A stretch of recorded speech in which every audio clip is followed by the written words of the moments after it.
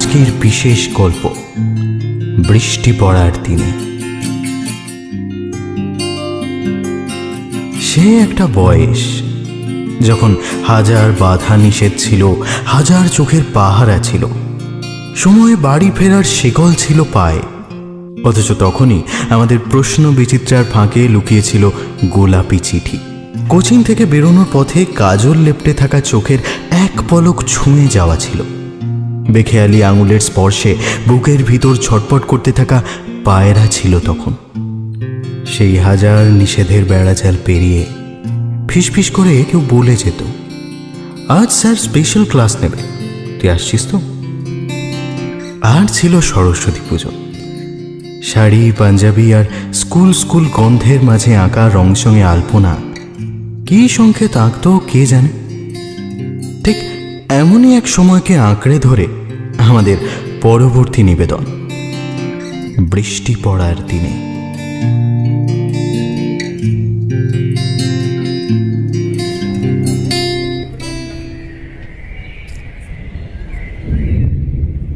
এই, তুই বেরিয়ে গেছিস? না, এই তো বেরোচ্ছি। তুই কোথায়? আমি শোন না, একটা কথা বলার ছিল তোকে। কি কি কথা? ওপাশ থেকে কিছুক্ষণ কোনো উত্তর আসে না। কিছু একটা আন্দাজ করেই আর প্রশ্ন করে না নিলয়। একটা ভারী দমকা বাতাস তাকে খবর দিয়ে যায় ওপাশের মানুষটার মন ভালো নেই। আমি মনে হয় আজ যেতে পারবো না রে। দমকা বাতাসটা আরো ঘন হয়ে ওঠে। মানে আমি তো রেডি হয়ে গেছি। আরে সে তো আমিও হয়েছি, এখন এই ড্রেসটা পরেই থাকবো, কিন্তু বাবা আমাকে কোনোভাবেই বেরোতে দেবে না রে।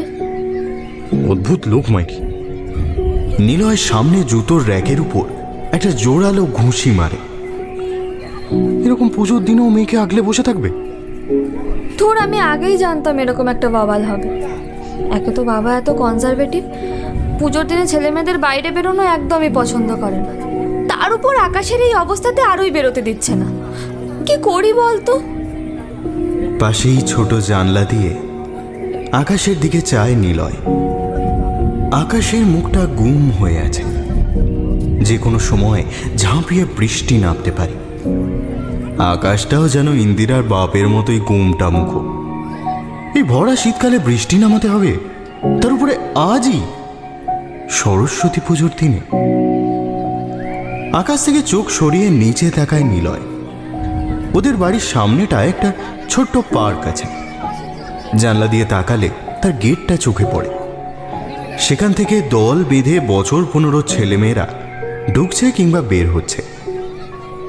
তাদের সবার গায়েই হয় শাড়ি, না হয় জিন্স আর পাঞ্জাবি।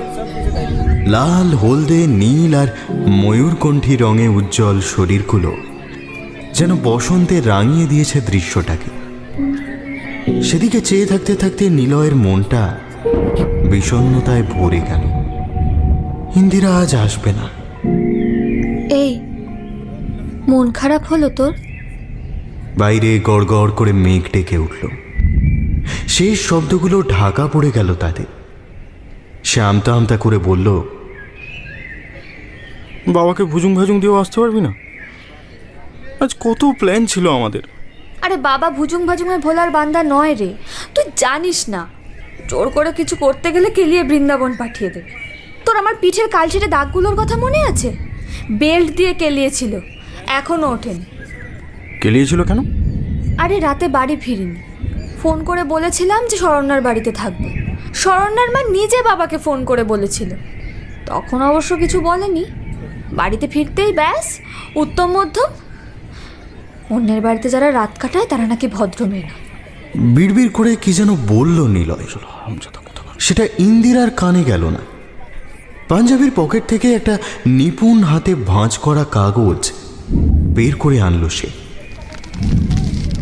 তারপর ভাঁজ খুলে চোখের সামনে মেলে ধরল। কাগজে 1, 2, 3 করে একটা লিস্ট তৈরি করা আছে। একদিকের কলামে কিছু জায়গার নাম, তার ঠিক পাশে পাশে কিছু কাজের নাম। এটাই ওদের আজকের বাকেট লিস্ট। যেসব নিয়ম রোজ মেনে চলতে হয়, আজ তাদের মধ্যে কয়েকটা ভেঙে ফেলবে ওরা। আজ নিয়ম ভাঙার দিন।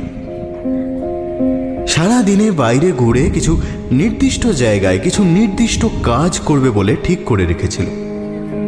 আপাতত সেই সাদা কাগজের উপরে ভারী মেঘ ঘনিয়ে এসেছে। এই কাগজটার কি করি এবার? ফেলে দিই। কয়েক সেকেন্ড চুপ করে থাকে উপাসের মানুষটা, তারপর বলে, শোন না, মন খারাপ করিস না প্লিজ। আমার ওকে ভালো লাগছে বল। আচ্ছা শোন, আমার না একটা মাস্টার প্ল্যান আছে। কিরকম প্ল্যান? এমন সময় ইন্দিরার গলার আওয়াজের সঙ্গে মিশে একটা দরজা খোলার শব্দ পাওয়া যায়। তড়িঘড়ি সে বলে ওঠে, এই শোন না, বাবা আসছে, একটু পরে ফোন করছি।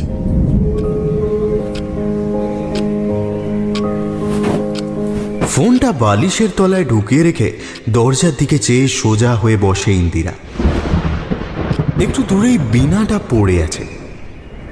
বাবার মন গলানোর জন্য আজ সকাল থেকে প্র্যাকটিসে বসেছিল, হয়তো গোলেও যেত, কিন্তু হতভাগা বৃষ্টিটা এসেই সব মাটি করে দিল। আর কিছুতেই বাইরে বেরোনো সম্ভব নয়। এগে এত সাজগোজ করেছিস কিসের জন্য? ইন্দিরার দিকে চেয়ে সমরেশ রূঢ় স্বরেই বলে উঠল, ওই না মানে বন্ধুরা বলছিল একটু বেরোবে। বেরোবে? হ্যাঁ। একটা বাঁকা হাসি হেসে ঘরের ভিতরেই পায়চারি করতে থাকেন সমরেশ। তোদের বয়সে বেরোনোর অর্থ কি আমি বুঝি না ভেবেছিস? সেই এখনো স্কুল কলেজের গণ্ডি পার হসনি, এর মধ্যেই হাত ধরাধরি করে। ইন্দিরার বাকেট লিস্টের কথা মনে পড়ে যায়। তাতে হাত ধরার কথা লেখা ছিল বটে। মেয়ের কাছে এগিয়ে আসেন সমরেশ। সরস্বতী বিদ্যার দেবী, আজকের দিনে বরঞ্চ মন দিয়ে প্রার্থনা করো তার কাছে, লেখাপড়ায় যাতে একটু মতি আসে। ইন্দিরার লেখাপড়ায় মতি ছোট থেকেই আছে। স্কুলে বরাবরই সে 1 থেকে 5-এর মধ্যে থাকে। দুর্দান্ত ছবি আঁকতে পারে। ইদানিং বীণা বাজানোর তালিম নিচ্ছে বাড়িতে, আবার ভালো গানও গাইতে পারে। তবে এর মধ্যে সব থেকে আশ্চর্যের যে ক্ষমতাটা আছে সেটা হলো গল্প বলা। একের পর এক শব্দ সাজিয়ে এমন নিখুঁত বর্ণনায় সে গল্প বলতে পারে যে মনে হয় চোখের সামনে সিনেমার পর্দার মতো পরপর দৃশ্য ফুটে উঠছে। এই ঠাকুর মশাই পূজা করে চলে যাচ্ছেন, যা প্রণাম করে আয় একবার। মেয়েকে নির্দেশ দেন তিনি। ইন্দিরা কথা না বাড়িয়ে উঠে পড়ে। প্রণাম করে ফেরার পথে ডাইনিংয়ের এক কোণে সদ্য পুজো হওয়া সরস্বতীর মূর্তিটা চোখে পড়ে তার। গাঁদা ফুলের মালা ছড়িয়ে ছিটিয়ে আছে জায়গাটায়।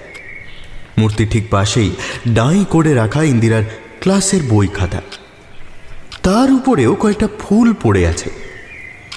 দেবীর মুখের দিকে তাকিয়ে ওর মনে হয় এতক্ষণে পূজা আচ্ছার ধকল সামলে তিনিও যেন খানিক ক্লান্ত হয়ে পড়েছেন। সরস্বতীর পায়ের কাছে মাথা ঠেকায় ইন্দিরা, তারপর উঠে এসে আবার নিজের ঘরে ঢুকে বসে পড়ে।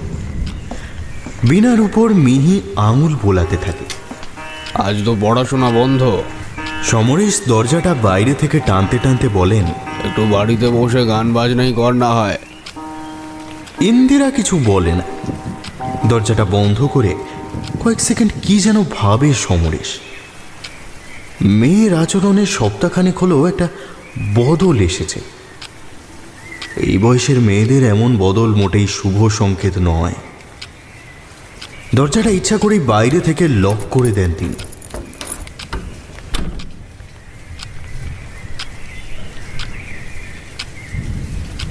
কি বুড়ো চলে গেছে? প্লিজ নিলয়, বাবা হয় আমার। হ্যাঁ, বেল্ট দিয়ে পিটিয়ে মেয়ের গায়ে কালশিটে ফেলে দেয়। শালা এই কেমন বাপ? সবার বাড়ির লোকজন একরকম হয় না নিলয়। আচ্ছা ওসব ছাড়, তুই কোথায় আছিস এখন? রাগে গোজ গোজ করে নিলয়। রাগটা ঠিক কার উপর সে নিজেও বুঝতে পারে না। কোথায় আর যাও, পাঞ্জাবি পরেছিলাম, ধরা চুলো সব খুলছি। আরে না না শোন, বাধা দিয়ে ওঠে ইন্দিরা। তোকে কিচ্ছু খুলতে হবে না, তুই আমাদের বাকেট লিস্টটা ফলো কর। ঠিক যেখানে যেখানে যাওয়ার ছিল। তুই আসছিস? চকিতে প্রশ্ন ভেসে আসে। না রে, কি করে যাব বল, বাইরে থেকে লক করে গেছে। তাহলে আমি গিয়ে কি করব? পরের উত্তরটা আসে প্রায় আধ মিনিট পরে। আচ্ছা আমি বলছি শোন, গিয়ে একটা নিরিবিলি জায়গা খুঁজবি, আর সেখানে বসে আমাকে ফোন করবি, ইয়ারফোনটা কানে গুঁজে দিবি আর বিন্দাস চোখ বন্ধ করে দিবি। তাতে কি হবে? অবাক হয়ে প্রশ্ন করে নিলয়। বাবা বলে আমি সরস্বতীর বরকন্যা, আমি গল্প বললেই সেটা নাকি সত্যি হয়ে যায়। বাকিটা আন্দাজ করতে অসুবিধা হয় না নিলয়ের। সে একটু ইতস্তত করে বলে, কিন্তু তাতেই বা কি, তুই তো আসবি না। এবার কঠিন গলা শোনা যায়। আর কি কোনো উপায় জানা আছে তোর? নিলয় উত্তর দেয় না। ভেবে দেখ, আমরা ঠিক যে জামা কাপড় পরবো ভেবেছিলাম ঠিক সেই জামা কাপড়ই পরে থাকবো। আমরা ঠিক যে যে জায়গায় যাব ভেবেছিলাম ঠিক সেই জায়গাতেই যাব। আমরা যা যা করব ভেবেছিলাম ঠিক তাই তাই করব। শুধু তুই সত্যি সত্যি যাবি আর আমি যাব গল্পে। আমাদের কাছে গল্প ছাড়া আর কি আছে বল? তাছাড়া কি? কিছু একটা যেন লুকিয়ে ফেলে ইন্দিরা। ঢোক গিলে বলে, কিছু না, তুই রাজি কিনা সেটা বল। আচ্ছা রাজি। বেশ, তবে আমি তোকে আমার একটা ছবি পাঠাচ্ছি, তোর ভাবতে সুবিধে হবে। ফোনটা পকেটে গুঁজেই বাড়ি থেকে বেরিয়ে আসে নিলয়। এতক্ষণে মেঘের দল আরেকটু জমাট বেঁধেছে। পার্কের গেটটা সেই ছাই রঙের ব্যাকড্রপে ভরে আছে বসন্ত বাহারে। বৃষ্টির হুমকি উপেক্ষা করেই এক পাল ছেলে মেয়ে ভিড় করে আছে সেখানে। প্রায় সকলের মুখেই অদ্ভুত লাজুক একটা হাসি। কেউ কেউ একে অপরের হাত ধরে আছে। একজন পিছিয়ে পড়লে হাঁটার বেগ কমিয়ে বা বাড়িয়ে পাশাপাশি এসে পড়ছে তার। হঠাৎ নিলয়ের মনে হয় ওর থেকে একটু দূরেই কালচে সবুজ শাড়ি পরা রোগাটে গড়নের একটা মেয়ে দাঁড়িয়ে আছে। হাসি হাসি মুখে তাকিয়ে আছে ওর দিকে। ঠিক ওই রকম লাজুক একটা হাসি অপেক্ষা করছে ওর জন্য। না, গল্প ছাড়া আর কল্পনা ছাড়া কিছুই জুটবে না আজ ওদের। যখন নীরবে দূরে কিন্তু সেই বা খারাপ কি? দাঁড়াও এসে মৃদু হেসে বাকেট লিস্টে একবার চোখ বুলিয়ে নিয়ে পা বাড়ায় নিলয়। যখন নীরবে দূরে দাঁড়াও এসে যেখানে পথ বেঁকেছে তোমার ছুঁতে চাওয়ার মুহূর্তরা, কে জানে কি আবেশে দিশাহারা। রিক্সাটা এসে দাঁড়ায় স্কুল বাড়ির সামনে। তোমার সল্টলেকের একটা নাম করা বয়েজ স্কুল। ক্লাস 11 থেকে কোয়েড। দোতলা বিল্ডিং, কিন্তু অনেকটা জুড়ে ছড়ানো। ছোট একটা উঠোন পেরিয়ে এলে প্রশস্ত দরজা চোখে পড়ে। সেটার উপর থেকে এখন কয়েকটা চাঁদমালা ঝুলছে। পুজোর ফুলের গন্ধ আর কিশোর কিশোরীদের হইচইতে ভরে আছে জায়গাটা। রিকশায় আস্তে আস্তে ভারী অদ্ভুত একটা অনুভূতি হয়েছে নিলয়ের। সারাক্ষণই মনে হয়েছে একটা অচেনা মানুষ যেন বসে রয়েছে রিকশায়, ওর পাশের সিটে। মিহি মেকআপ আর রাতে ফোটা সাদা কোনো ফুলের গন্ধ যেন তাড়া করেছে ওকে সমস্ত পথ। ব্যাপারটা এতটাই প্রবল যে রিকশার একদিকে সিটে বসেছিল।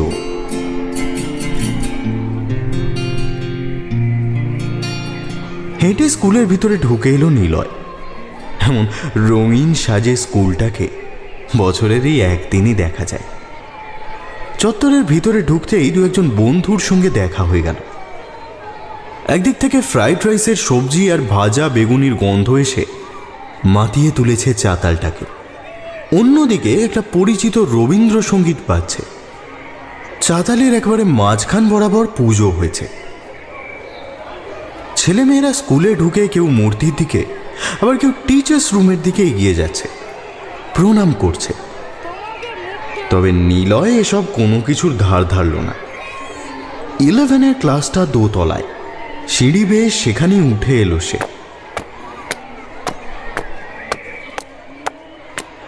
বাকেট লিস্টে এটাই তাদের ফার্স্ট টার্গেট, 11A ক্লাসরুম।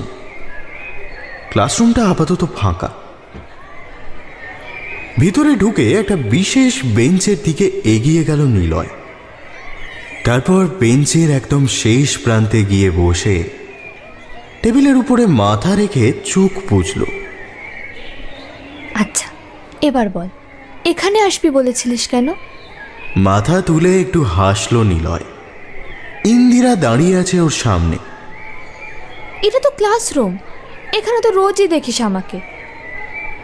আজ তো দেখার জন্য আনিনি, পাশে বসার জন্য এনেছি। এই যে এক্স্যাক্টলি এখানে পাশে। ব্যাপারটা ভাবতে গিয়ে হেসে ফেলে ইন্দিরা। 11-এ ওরা একই সেকশনে পড়ে বটে, কিন্তু স্কুলের কড়া নিয়ম। ক্লাসরুমে দুপাশে 2 বেঞ্চ, মাঝখানে আইল। এক পাশে ছেলেরা বসে, অন্য পাশে মেয়েরা। এই নিয়মটা নিয়ে এতদিন কোনো অসুবিধা ছিল না নিলয়, কিন্তু ইন্দিরা 11-এ জয়েন করার পর ব্যাপারটা একেবারে ভালো লাগে না ওর। বাকেট লিস্ট বানানোর আগে এই ব্যাপারটাকেই সব থেকে বেশি গুরুত্ব দিয়েছিল, এই ছোট ছোট বেঁধে রাখা নিয়মগুলো ভেঙে ফেলা। আজ একসঙ্গে একই বেঞ্চে বসলে কেউ কিচ্ছু বলার নেই। নিয়ম ভাঙায় এক বিজাতীয় আনন্দ আছে। ওর পাশে এসে বসে পড়ল ইন্দিরা। চুলগুলোকে বিছিয়ে নিল পিঠের পেছনে। দুজনের কেউ আর কোনো কথা বলল না। এতক্ষণে বাইরে ফোঁটা ফোঁটা বৃষ্টি নেমেছে। ওদের ক্লাসরুমের একদিকের দেওয়াল জোড়া, লম্বা কাঁচের জানলা। সেখান থেকে বাইরের পিচের রাস্তাটা দেখা যায়। সেদিকে চেয়ে নিলয় বলল, যখন বাড়ি থেকে বেরিয়েছিলাম তখন সত্যি খুব রাগ হচ্ছিল বৃষ্টির উপর। এখন বুঝছি বৃষ্টিটারও আমাদের মতোই একটা এজেন্ডা আছে। কিরকম এজেন্ডা? ওর দিকে মুখ ফেরায় নিলয়। আরে কিরকম মানে? তুমি যতই বড় ঘুঘু হও না কেন, বৃষ্টি পড়লে তোমাকে নিয়ম পাল্টাতেই হবে। ছাতা, রেনকোট এসব নিয়ে বেরোতে হবে। যদি রাস্তায় থাকো তাহলে শেডের তলায় গিয়ে দাঁড়াতে হবে। ছাদ থেকে অসময়ে জামা কাপড় তুলে আনতে হবে। বৃষ্টির থেকে বেশি নিয়ম ভাঙার আর কি আছে বল? তার উপরে শীতের বৃষ্টি, ভাব। কথাটা বলেই কি যেন মনে পড়ে ইন্দিরা। আচ্ছা, তোর মনে আছে আমাদের প্রথম দেখা? সেদিনও বৃষ্টি হয়েছিল। নিলয় হাসে। কাক ভেজা হয়ে ক্লাসে ঢুকেছিলি সেদিন। চুলগুলোর যে কি অবস্থা হয়েছিল। তুই চুলের কথা ভাবছিস? আরে আমার ঠান্ডা লাগার ধাত আছে রে। এদিকে সেদিন স্কুলের প্রথম দিন, ছুটতে ছুটতে স্কুলে ঢুকে বর্ষার প্রথম বৃষ্টি ছিল সেদিন। এই দোতলার ক্লাসরুমেও মাটির গন্ধ আসছিল। আর তোর চুল থেকে টপটপিয়ে জল পড়ছিল। অন্য কোনো দিকে মন ছিল না তোর। আমারও অন্য কোনো দিকে মন ছিল না। চুলগুলো এক হাতে ধরে বসার মতো একটা ফাঁকা বেঞ্চ খুঁজছিলি তুই। ভীষণ অস্থির চোখ দুটো। আমাকেও কেমন একটা অস্থিরতা ঘিরে ধরছিল। ছোটবেলা থেকে দেখে আসছে এই ক্লাসরুমটা, অথচ মনে হলো এভাবে কোনো দিন দেখিনি। এরপর যত দিন এই ক্লাসরুমে আসবো আমি ওই মুহূর্তটাকেই খুঁজব। আমিও খুঁজব। এতগুলো ড্যাবডেপিয়ে চেয়ে থাকা ছেলেদের চোখের মধ্যে শুধু তোর দুটো চোখ। আচ্ছা, তোর পাশের বেঞ্চটা ফাঁকা ছিল না সেদিন, না রে? ফাঁকা থাকার নিয়ম ছিল না। সেদিনই ভেবেছিলাম, জানিস, আজকে দিনটা আসবেই একদিন, সেদিন আর কোনো নিয়ম থাকবে না। নিলয় হঠাৎ অনুভব করে ওর হাতের লোমগুলো দাঁড়িয়ে গেছে। ওর দুটো চোখ বন্ধ, অথচ মনে হচ্ছে যেন একটা আলগা হাত অজান্তেই সরে এসেছে ওর হাতের কাছে। এত নিস্তব্ধ হয়ে গেছে চারপাশে, বিপরীতে বসে থাকা মানুষটার চোখের পাতা ফেলার শব্দও বুঝি শোনা যাবে, এবং সেই শব্দের অনুপস্থিতি বলে দিয়ে যায় সে চোখের পাতা পড়ছে না, সে এক দৃষ্টে চেয়ে আছে নিলয়ের মুখের দিকে। নিলয়, বল। আমার মা কাকিমারা বলে প্রথম প্রেম নাকি কারোর টেকে না। আজ থেকে 10 বছর পর যদি আমরা আর একসাথে না থাকি, যদি আর সারা জীবন একসাথে থাকা না হয়। নিলয় চোখ বুঝেই হাসে। তুই তো এখনো আমার সঙ্গে নেই। আরে ধুর, সেই থাকার কথা বলছি না। যদি আমরা গল্পগুলো থেকে যাবে, তুই শোনাবি আমাকে গল্পগুলো, এইভাবে আবার ফিরে আসবো আমরা। একটা ঘন দীর্ঘশ্বাস কানে আসে। তুই কত সহজেই সব কিছু মেনে নিস, আমার তো ভাবতেই কেমন লাগছে। তাহলে ভাবিস না। আর শোন, তো মা কাকিমাদের বলে দিস। কি বলবো? এই পৃথিবীতে সব কিছু নিয়ম মেনে হয় না। কথাটা বলেই নিলয় অনুভব করে ওর মুখের উপরে একটা ছায়া ঘন হয়ে এসেছে, যেন ওর মুখের উপর জানলা দিয়ে আসা বৃষ্টির ছাট ঢেকে দিয়েছে অন্য একটা মানুষের মুখ। একটা হাত তুলে ধরে সেই মুখটা স্পর্শ করতে চায় সে। চোখ খোলে, ফাঁকা ক্লাসরুম, কেউ নেই ঘরে, তাও চারপাশটা একবার চোখ বুলিয়ে দেখে নেয় সে। কি রে, কথা বলছিস না যে? ফোনের উপাস থেকে ইন্দিরার গলা শোনা যায়। আশ্চর্য, জানিস, মনে হলো তুই আমার মুখের সামনে এসে দাঁড়িয়েছিস। একটা ছায়া পড়ছিল আমার মুখের উপর। বলেছিলাম না আমি গল্প বললে। আরে সে বুঝেছি, কিন্তু কোনো কিন্তু নয়, আমি যেটা বলছি সেটা শোন। তোর ডেস্কে দেখ তো একবার। আমার ডেস্ক? একটু অবাক হয়ে বলে নিলয়, সে তো ফাঁকা থাকার কথা। উফ, একবার দেখতে কি হয় তোর? বোকার মতো ঝুঁকে পড়ে নিজের ডেস্কের ভিতরে মুখ বাড়ায় নিলয়। লম্বা মতো কি একটা যেন পড়ে আছে ভেতরে। হাত বাড়িয়ে জিনিসটা টেনে বের করে আনে, এবং আনতেই অবাক হয়ে যায়। একটা ছোটখাটো চেহারার ফোল্ডিং ছাতা। এই ছাতা? বৃষ্টির দিনে বাইরে বেরোলে সব থেকে বেশি যেটার দরকার। আমি জানতাম তুই নিবি না। কিন্তু এটা যে এখানে আছে সেটা তুই, তাছাড়া এখানে ছাতা এলো কি করে? এই শোন না, বাবা আসছে, রাখছি। ফোনটা কেটে যেতে হতবাক হয়ে সেখানে দাঁড়িয়ে থাকে নিলয়। নিচতলা থেকে বেগুনির গন্ধ আসছে আবার। খোলা দরজা দিয়ে বাইরের কিছু ছেলে হাঁ করে তাকিয়ে আছে ওর দিকে। ও যে ক্লাসরুমের ভেতরে একা একা এতক্ষণ চোখ বন্ধ করে বসেছিল, সেটা দেখেই মনে হয় অবাক হয়েছে ওরা। কি যেন একটা মনে হয় নিলয়। এতক্ষণ সত্যিই যেন চোখের সামনে দেখতে পাচ্ছিল ইন্দিরাকে। এখন আর নেই সে কোথাও। একটা মানুষের সঙ্গে সারা দিন কাটানোর পর তার বলে কয়ে বাড়ি চলে যাওয়ার মুহূর্তে ধুলোটে বাতাসে মিলিয়ে যাওয়ার মধ্যে ভীষণ তফাৎ। নিলয়ের মনে হলো এতক্ষণ যেন সে এখানে ছিলই না। হঠাৎ করেই ছাদ ফুঁড়ে অন্য একটা পরিবেশে এসে নেমেছে। একই রকম রবীন্দ্রসঙ্গীতের সুর ভেসে আসছে। বৃষ্টির শব্দ, স্কুলের গন্ধ, কাটা ফল আর জলে ভেজা ফুলের গন্ধ সব একই আছে। কে জানে শুধু একটা মানুষের থাকা না থাকা সব কিছুর মধ্যে কত তফাৎ করে দেয়, তাই না? আমি ছুটে যাই সে গভীরে, আমি ওধে যাই কি নিবিড়ে,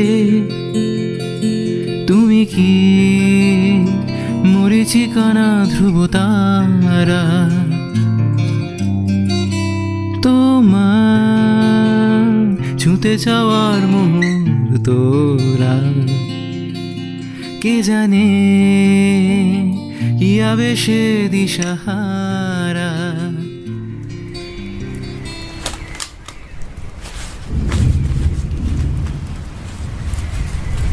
ডাইনিংয়ে ভিজে ছাতাটা মেলে দিয়ে সমরেশের ঘরের দিকে এগিয়ে আসে অরুণিমা। একটা আরাম কেদারায় পিঠ এলিয়ে দিয়ে বসে আছে সমরেশ। কি যেন ভেবে চলেছে। অরুণিমা যে কখন ঘরে ঢুকেছে সেটা খেয়ালই করেনি। কি এত ভাবো বলো তো আজকাল? সমরেশ মুখ ফিরিয়ে একবার স্ত্রীকে দেখে নিয়ে আবার মুখ ঘুরিয়ে নেন। মেয়েটাকে নিয়েই চিন্তা হচ্ছে। কদিন থেকে কি যেন হয়েছে ওর। কি হয়েছে মানে? এই বয়সে যা হয় সাধারণত, কোচিং থেকে দেরি করে ফিরছে, ক্লাস হোক না হোক স্কুল যাওয়ায় বাড়তি উৎসাহ। তোমার কথাতেই কোয়েট স্কুলে ভর্তি করলাম, এখন বুঝছো তো? সারা জীবন মেয়েকে অমন কোলে করে আটকে রাখা যায় না, বুঝলে? তাহলে ছেড়ে দাও। অরুণিমা দীর্ঘশ্বাস নেন একটা। চেয়ার ছেড়ে উঠতে যাচ্ছিলেন। সমরেশের কঠিন গলা শোনা যায়। যা পারে করুক আর কি, কিন্তু আমি যদি জানতে পারি আমার চোখের বাইরে মেয়ে কোনো বাঁদরামি করছে, আমি কিন্তু ছাল তুলে নেব ওর।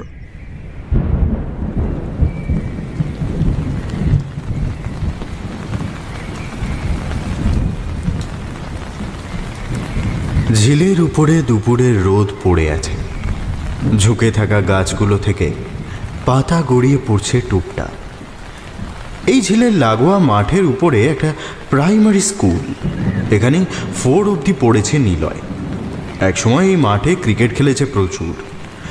মাধ্যমিকের পরে আর নিয়ম করে খেলা হয় না, কিন্তু এই ঝিলের ধারে এলেই সেই দিনগুলোর কথা মনে পড়ে যায়।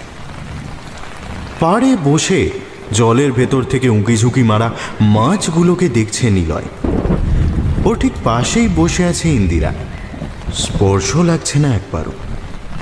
এই ছাতাটা, উফ, এটা ছাড়া আর প্রশ্ন নেই না? বিরক্ত হয় ইন্দিরা। কাল আলপনা দিতে গেছিলাম স্কুলে, তখনই রেখে এসেছি। হয়েছে? আমি জানতাম তুই ছাতা নিয়ে বেরোবি না। কিন্তু তুই কি করে জানলি বৃষ্টি হবে? অদ্ভুত দৃষ্টিতে নিলয়ের দিকে তাকায় ইন্দিরা। তার আগে তুই বল, আমাকে এখানে কেন এনেছিস? কি আছে এখানে? তেমন কিছু না, ওই মাঠে আমি ক্রিকেট খেলতাম ছোটবেলায়, তো তখন প্রাইমারিতে পড়তাম, তো দাদারা খেলতে নিত না। আমি হতাশ হয়ে টিফিন টাইমে এই ঝিলের ধারে এসে বসতাম। ঝিলের জলের দিকে আঙুল দিয়ে দেখায় নিলয়, আর প্রতিবার ওই মাছগুলো ঠিক ওইভাবেই আমার মুখের দিকে তাকিয়ে থাকতো। জল থেকে উঁকি মারত। ওরাই আমার বন্ধু ছিল।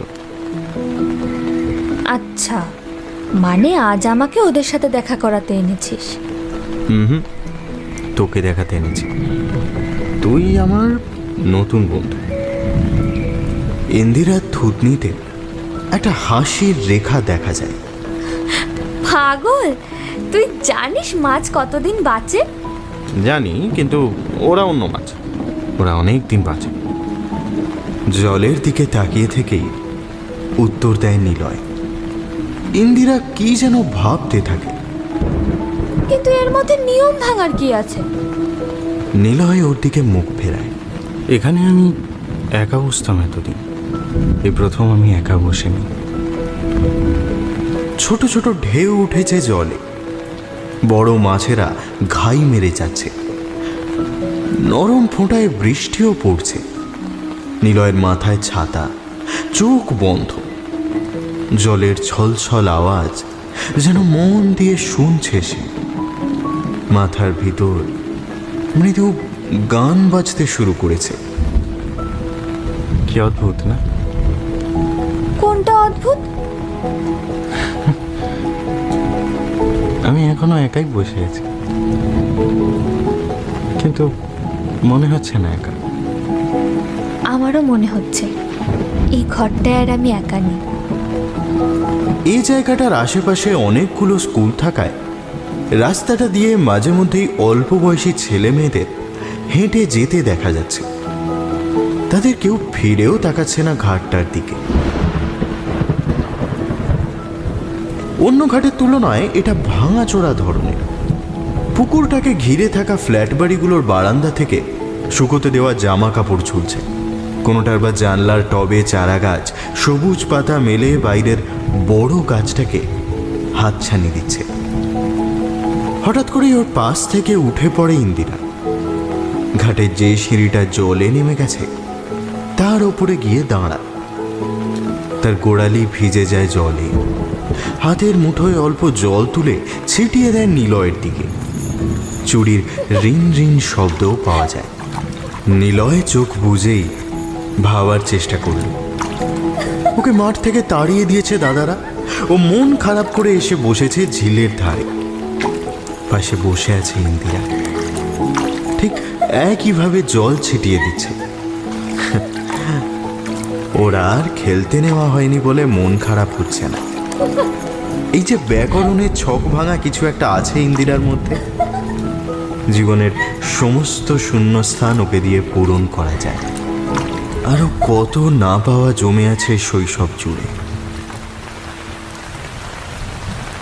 মাঝে মাঝে আমিও ভাবি, জানিস, কি ভাবিস? ওই তুই যেটা বলছিলি 10 বছর পরে যদি আমরা একে অপরকে না চিনি, কলেজ, ইউনিভার্সিটি, চাকরি, কত কিছু আসবে জীবন, যদি আমরা অন্যরকম হয়ে যাই, তখন হয়তো তোর বাড়ি এত কনজারভেটিভ থাকবে না। আমি বৃষ্টির দিনে বেরোলে ছাতা নিয়েই বেরোবো, কিন্তু নিলয়ের মনে হয় ওর পকেটে হাত ঢুকিয়ে কি একটা বের করে আনলো ইন্দিরা, সেই বাকেট লিস্টটা। তারপর সেটাও কোলের উপর ফেলে বলল, তাহলে লিখে রাখ এখানে, আজ থেকে 10 বছর পর এই সরস্বতী পুজোর দিনে এই পুকুর পাড়েই আমরা এসে বসবো। ব্যাস, আর তাতেই হয়ে যাবে। না তো, ইন্দিরা মাথা নাড়ে। শুধু সেদিন আর আজকের মাঝের এই 10টা বছর যত্ন করে রাখতে হবে কাগজটাকে। যেমন আজ আমি আসতে পারিনি বলে ফেলে দিসনি, তেমনি কোনো দিন রাগের মাথায় ফেলে দেওয়া চলবে না। না, কখনো ফেলবো না। ইন্দিরার কাঁধে মাথা রাখে নিলয়। সিমেন্টের বেঞ্চেরই একটা ঠেকনায় এসে নামে ওর মাথাটা। জলের ওপর দিয়ে বয়ে আসা শ্যাওলার গন্ধ লাগা বাতাস বয়ে যায় ওর বন্ধ চোখের পাতায়। জলের ভিতর থেকে মাছগুলো পলকহীন চোখে চেয়ে থাকে ওদের পুরনো বন্ধুর দিকে। আধ ঘন্টা সেখানেই বসে থেকে আবার উঠে পড়ে নিলয়। একটা বিশেষ রাস্তার দিকে হাঁটতে থাকে। আজকের মতো বাকেট লিস্ট ওখানেই শেষ।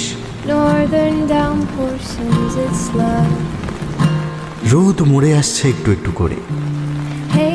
বাতাসে বৃষ্টির ফোঁটা বাষ্পের মতো জমছে, আবার মিলিয়ে যাচ্ছে নিজের খেয়ালে। sugar cane, the easy morning weather day. এসে গেছিস জায়গা মতো? হ্যাঁ, এসে গেছে। বেশ, এবার চোখ বুঝ। এবার কিন্তু চোখ বন্ধ করলো না নিলয়। উপাস থেকে প্রশ্ন ভেসে এলো, কি হলো তোর? চোখ বন্ধ করিসনি? না, আমার ভালো লাগছে না। কেন রে, কি হলো? একটু বিরক্ত হয় নিলয়। আজ সারাদিন আমার তোর সঙ্গে কাটানোর কথা ছিল, এদিকে একবার তোকে চোখের দেখা পর্যন্ত দেখতে পাইনি। কি করব বল, আমি তো ইচ্ছে করে। জানি, কিন্তু এখন যেটা করতে হবে সেটা তুই সামনে না থাকলে হবে না। ইন্দিরা বোঝে না কি উত্তর দেবে। একটা অসহায়তা ঘিরে ধরছে ওকে। টেবিলের উপরে রাখা ঘড়ির টিক টিক শব্দটা ক্রমশ অসহ্য লাগতে শুরু করেছে।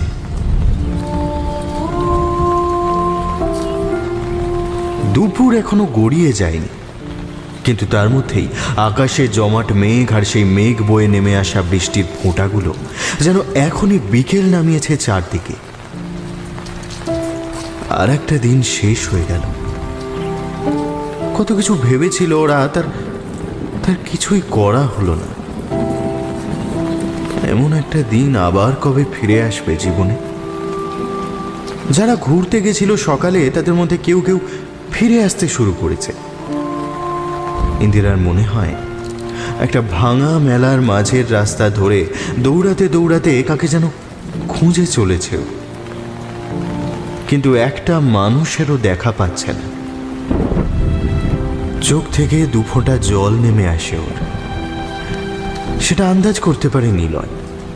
গলাটা নরম করে বলে, আচ্ছা সে ঠিক আছে, পরে একদিন হবে। আমি চোখ বুঝছি, তুই শুরু কর। করব একটু পরে।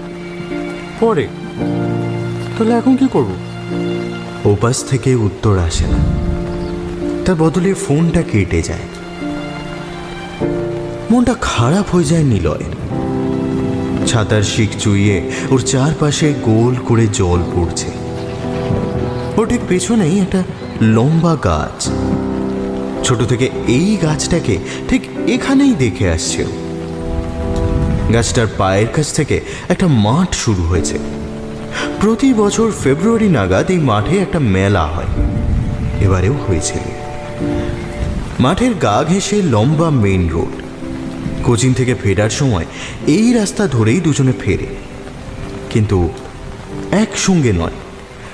ইন্দিরাকে কোচিং থেকে নিতে গাড়ি আসে, নিলয় ফেরে রিক্সা ধরে। দুজনে একই দোকানের সাইনবোর্ড দেখে, একই বাচ্চাদের খেলতে দেখে মাঠে। ভাঙা মেলা, পড়ন্ত ধুলো, রাস্তার ধারে শুয়ে থাকা একই ভিখারি ওদের দুজনকে দেখেই হাসে। কিন্তু এই রাস্তায় একসঙ্গে হাঁটা হয় না ওদের। আজ তাই এখানেই দুজনে হাঁটবে বলে ঠিক করেছে। আজ রাস্তাটা অন্য দিনের থেকে ফাঁকা। ছুটির দিন, গাড়ি ঘোড়া এমনিতেই কম।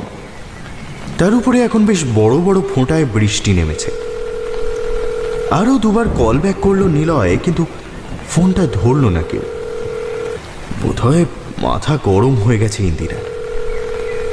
না, এরকম সুন্দর একটা দিনে অভিযোগ করে মাথাটা গরম না করালেই ভালো হতো।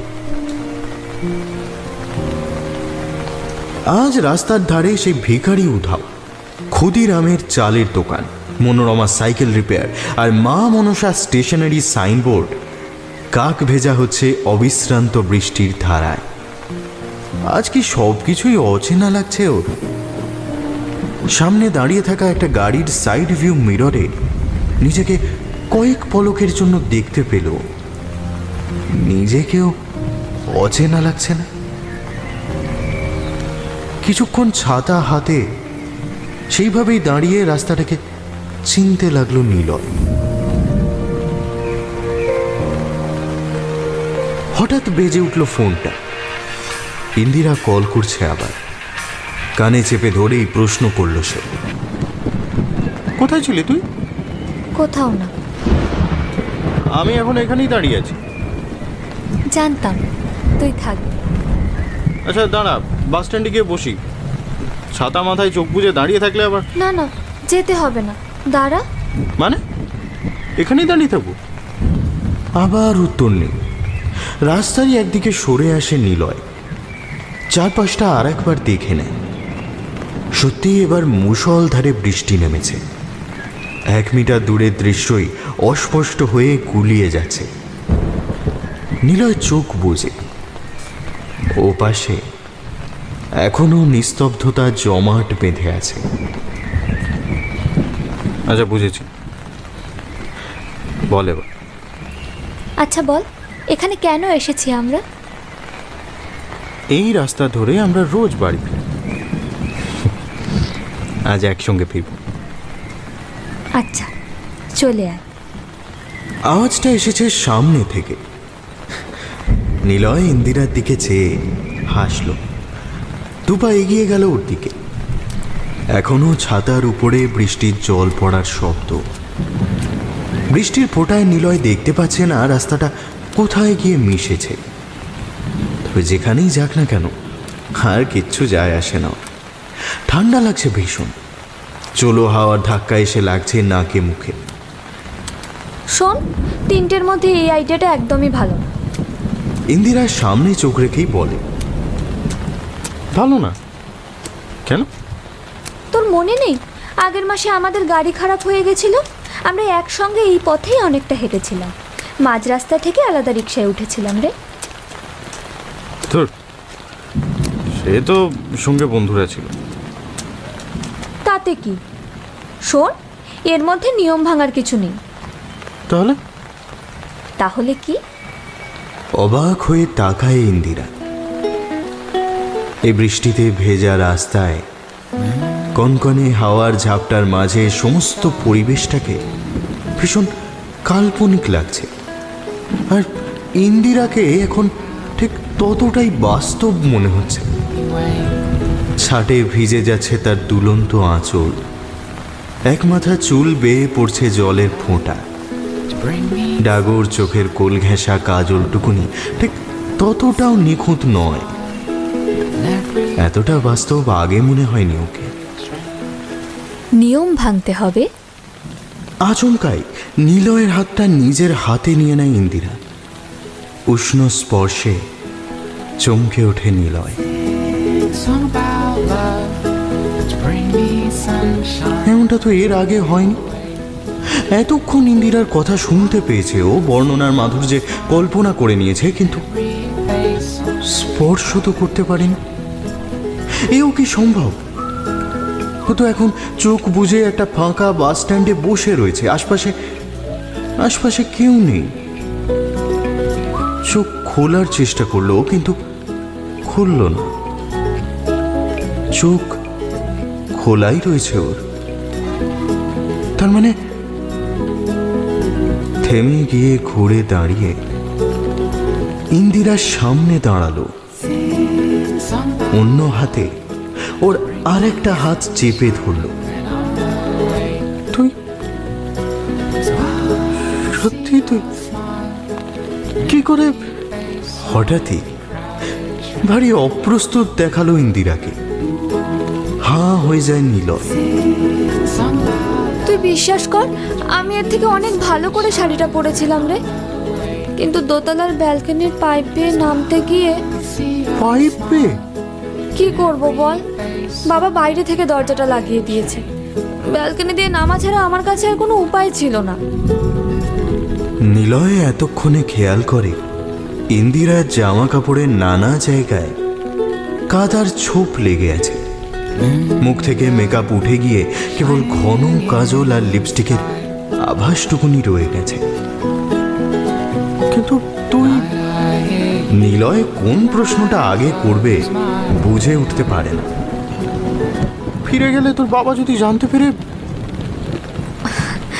ও এতক্ষণে জেনে গেছে।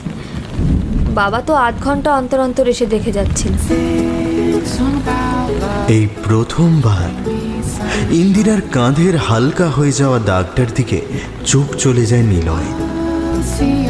কত জোরে মারলে 1 মাস পরে ও দাগ থেকে যেতে পারে? ও নিজের বুকের ভিতরটাই দূর দূর করে ওঠে। মাথা খারাপ হয়েছে তোর? নিলয়ের গলা তিরস্কার আর সহমর্মিতার মাঝে কোনো অজ্ঞাত কাদা জলে ডুবে যায়।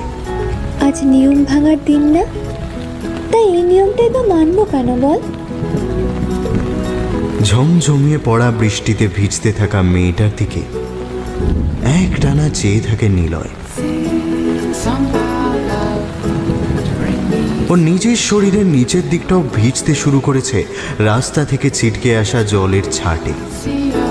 নিষ্পন্দ মুহূর্ত হেঁটে যাচ্ছে দুটো মানুষের মাঝের ফুটখানেকের দূরত্বে। রাস্তা দিয়ে একটা সাইকেল ঘন্টি বাজিয়ে পার হয়ে গেল। দুটো ভেজা শালিক পাঁচিলের উপর বসে মাথা নেড়ে জল ছাড়ছে।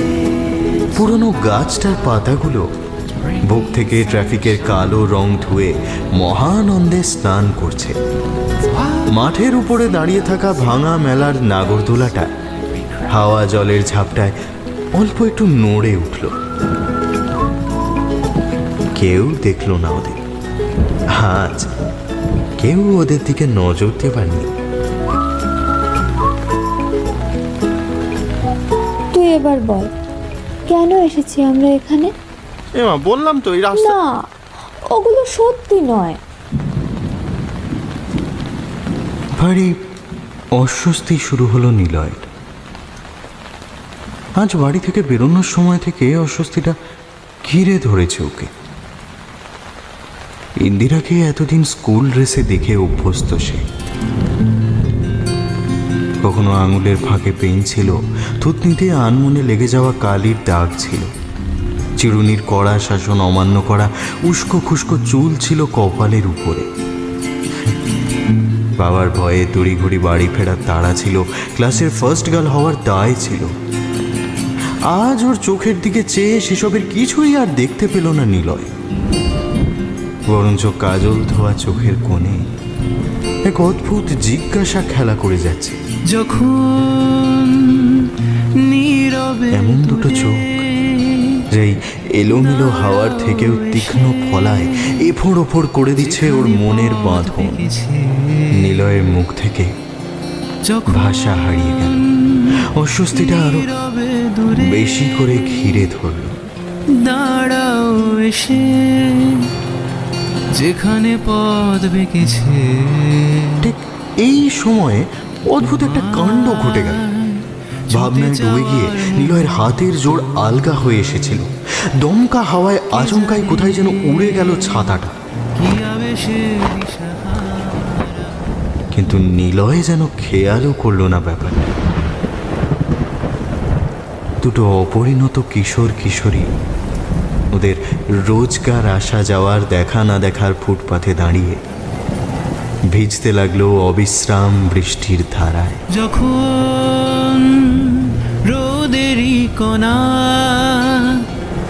ধানেরই কখন যেন নিলয় অনুভব করলো বিছিয়ে দেয় ওর বুকের উপরে একটা মানুষ আশ্রয় নিয়েছে। যখন যেন একটা একলা পাখি রোদেরই কাক ভেজা হয়ে এসে আশ্রয় নিয়েছে তার ছোট্ট খড়ের বাসায়। আমি বিছিয়ে দেয় রোদ্দুর। আমি ভালোবাসি তোকে খুব। তোমার উত্তর এলো না কিছু। যাওয়ার মুহ ঝমঝম বৃষ্টির শব্দ, এলোমেলো হাওয়া আরো উদ্দাম বয়ে চলল। কি আবেশে দিশাহারা। ওদের দুজনের ফোনই বাজছে। সেই সব শব্দ ডুবে গেল। তোমার পিচের রাস্তায় পড়া জলের ফোঁটার শব্দ আর নিলয়ের গলার কাছে ঘন নিঃশ্বাস। কে জানে বুকের উপরে কি আবেশে অচেনা নোনতা জলের স্পর্শ। মুহুর্মুহু বাজ পড়ছে চারদিকে। আমি যেন এই রাস্তার ফুটপাতের ওপর থেকে সবার চোখ সরিয়ে রাখতেই আপ্রাণ চেষ্টা করে চলেছে আকাশটা। ওধে যায় কি আনন্দে। তুমি কি ভুলে যাওয়া কবিতারা। তোমার ছুঁতে যাওয়ার মুহূর্তরা। কে জানে কি আবেশে দিশাহারা। কতটা সময় কেটে গেছে দুজনের কারও খেয়াল নেই। তবে বৃষ্টির স্রোত খানিকটা কমেছে এতক্ষণে। কুয়াশা সরে যাওয়া ভোরের মতো আবার দেখা যাচ্ছে দোকানের সাইনবোর্ডগুলো, আবার চেনা যাচ্ছে রাস্তাটাকে। শোন, আমি আসছি। সোজা হয়ে দাঁড়িয়ে কথাটা বলল ইন্দিরা, যেন নিজের মুখটা দেখাতে চাইছে না। মনে হলো এতক্ষণ একটা অদৃশ্য পর্দার মতো জলের ধারা তার লাজুক মুখটাকে ঢেকে রেখেছিল। এখন সেটা সরে যাওয়ায় সত্যিই লজ্জা পেতে শুরু করেছে। বিকেল ঢলে পড়েছে সন্ধ্যের দিকে। সব বাড়িতেই কি পুজো হয়েছে আজ? ফুলের গাছ নেই আশেপাশে, তাও মিষ্টি ফুলের গন্ধ আসছে। আরে কি উত্তর কে দেবে? এখন না, পরে দেব। কথাটা বলেই উল্টো রাস্তায় পা বাড়ালো ইন্দিরা। নিলয় আটকাতে যাচ্ছিল তাকে, নিজেকে সামলে নিল। এমনিতেই এভাবে বাড়ি থেকে পালিয়েছে বলে বাড়ি ফিরলে কপালে দুর্গতি আছে, তার উপরে বেশি দেরি করলে।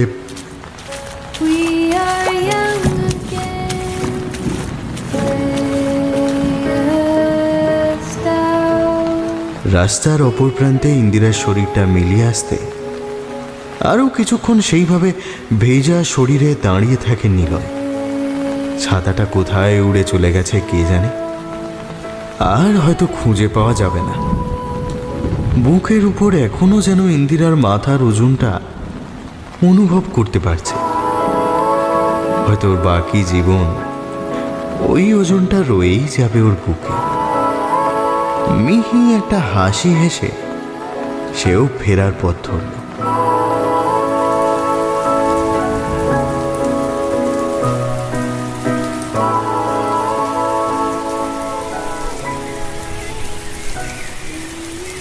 বাড়ির দরজা দিয়ে ঢোকে কাউকে দেখতে পেল না ইন্দিরা। বাইরে চটি দেখে বুঝলো মাও ফিরে এসেছে এতক্ষণে।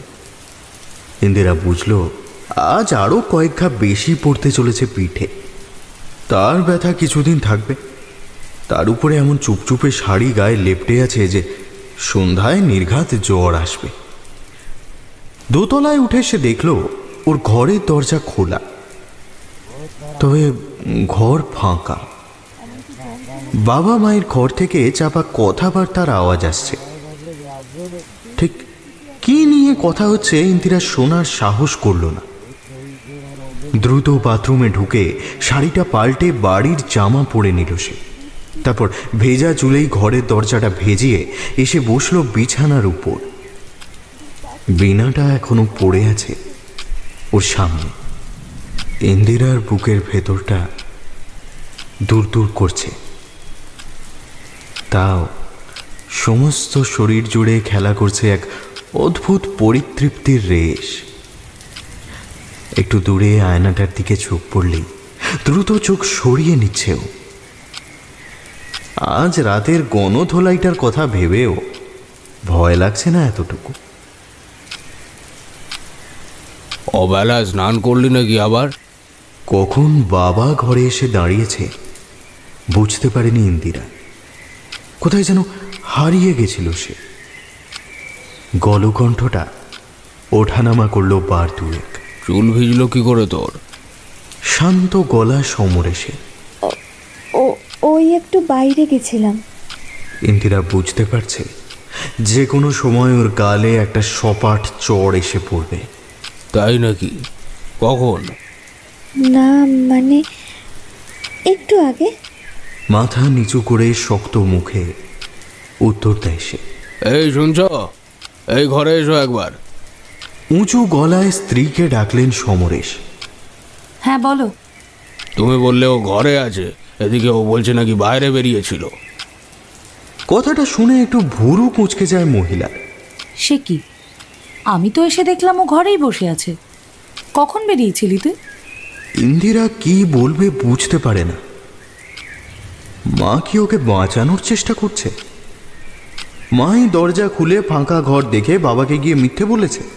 এই একটু বারান্দায় গেছিলাম। বৃষ্টির ছাটে অজান্তেই মুখ দিয়ে মিথ্যেটা বেরিয়ে যায় ইন্দিরা। ও তাই বল। মহিলা হাসেন। আরে আমি তো তোকে ডাকতেই এসেছিলাম, কিন্তু এত সুন্দর বাজাচ্ছিলি বিনাটা। আমি বিনা বাজাচ্ছিলাম? ইন্দিরা দ্বিতীয়বার অবাক হয়ে যায়। মা ওকে বাঁচাতে চাইতে পারেন, কিন্তু এমন সোজা সবটা মিথ্যে বলবেন? দরজার দিকে পেছন করে। আহা, সে কি সুর! তুই যে এত ভালো কবে থেকে বাজাতে শিখলি কে জানে। কোমল নিষাদ, সঘন বনমে মুরালানা আছে। বৃষ্টির সঙ্গে যে কি মানিয়েছিল, তাই আর বিরক্ত করলাম না। ইন্দিরার মুখে কথা ফুটে না। বাজানো তো দূরের কথা, রাগ সরস্বতী সে শেখেইনি। তার মানে অন্য কেউ ঢুকেছিল তার ঘরে। দৌড়ে ঘর থেকে বেরিয়ে আসে সে। যে ঢুকেছিল সে কি বেরিয়ে গেছে ইতিমধ্যে? চারপাশটা ভালো করে দেখতে থাকে সে। আরে কি হলো তোর? ছোটাছুটি করছিস কেন? সমরেশ অবাক হয়ে প্রশ্ন করে। হঠাৎ ইন্দিরার দৃষ্টি পড়ে ডাইনিং এর এক প্রান্তে দাঁড়িয়ে থাকা সরস্বতীর মূর্তিটার দিকে। হাতে বীণাটা জড়িয়ে রাজহাঁসটা পায়ের কাছে নিয়ে দাঁড়িয়ে আছেন আগের মতোই। কেবল তার মুখের ভাব এখন পাল্টে গেছে। এও কি সম্ভব? অবাক হয়ে মায়ের আর বাবার মুখের দিকে একবার তাকিয়ে নেয় সে। দুজনেই কি সম্পূর্ণটা বানিয়ে মিথ্যে কথা বলছে, নাকি? এবার সরস্বতীর দিকে তাকায় সে। কে জানে, হয়তো আজ ওদের দুজনের ছাড়া আরো কারো কাছে নিয়ম ভাঙার দিন।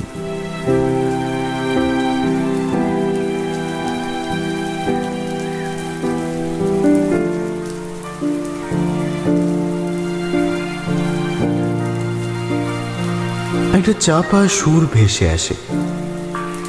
ফোনটা বাজছে। জলে ভিজে একেবারে খারাপ হওয়া সিঁড়ির এক ধাপ উপরে দাঁড়িয়ে আছে ফোনটা। দ্রুত সেটা রিসিভ করে কানে চেপে ধরে নিলয়।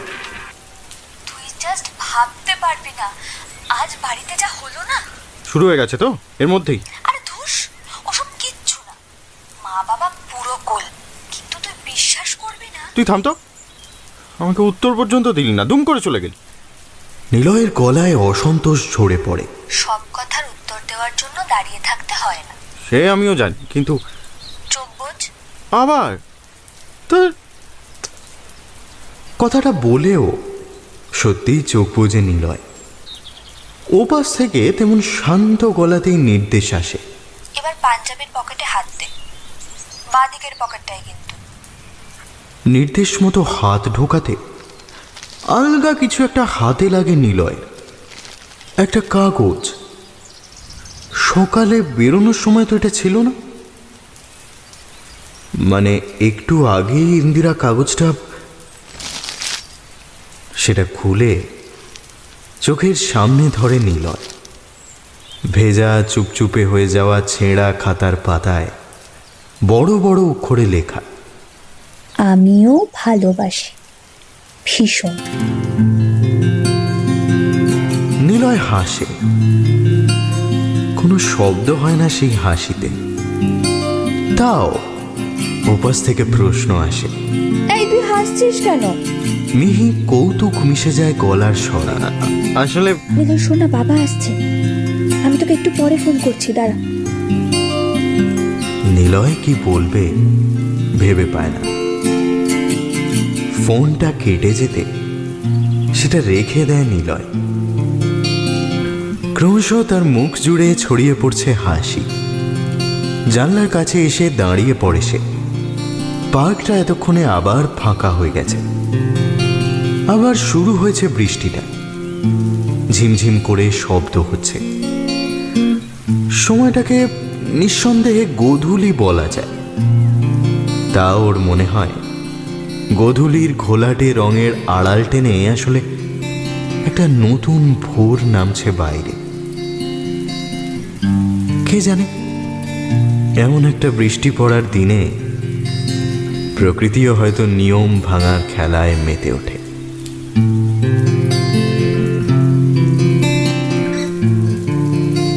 কোনোদিন টাইম মেশিনে করে যদি নিজের ছোটবেলায় ফিরে যেতে পারেন, তাহলে সেই বাচ্চাবেলাটাকে এই গুরু গম্ভীর আপনি ঠিক কি বলতে চাইবেন?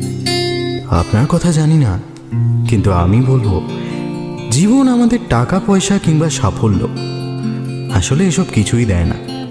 দিলেও যে কোনো সময় কেড়ে নিতে পারে। কেবল যেটা কেড়ে নিতে পারে না তা হলো গল্প। আর গল্প তাদেরই থাকে যারা নিয়ম ভাঙে বারবার। সবাই ভালো থাকবেন। শুভরাত্রি।